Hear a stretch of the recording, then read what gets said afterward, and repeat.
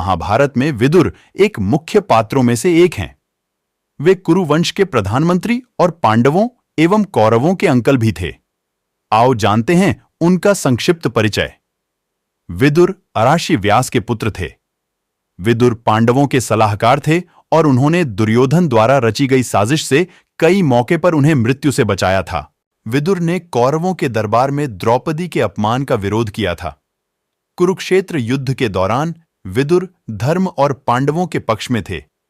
भगवान श्री कृष्ण के अनुसार विदुर को यम धर्म का अवतार माना जाता था।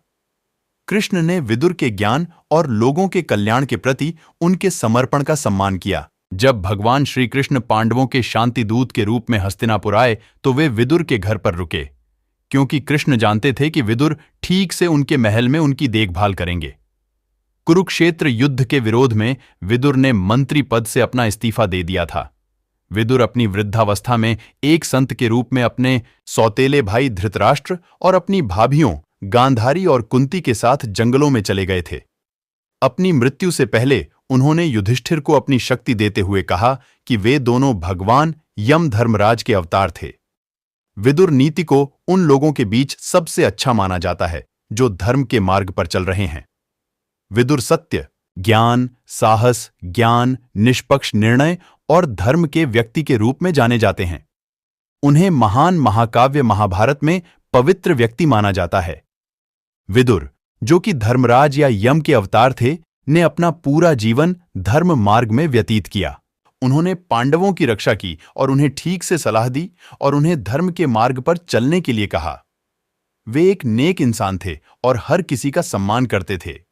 आइए हम महान विदुर से प्रार्थना करें, उनका आशीर्वाद लें और हमेशा के लिए सुख और शांति से रहें। महात्मा विदुर कुशाग्र बुद्धि और दूरदर्शी तो थे ही, साथ ही स्वभाव से अत्यंत शांत और सरल व्यक्ति थे।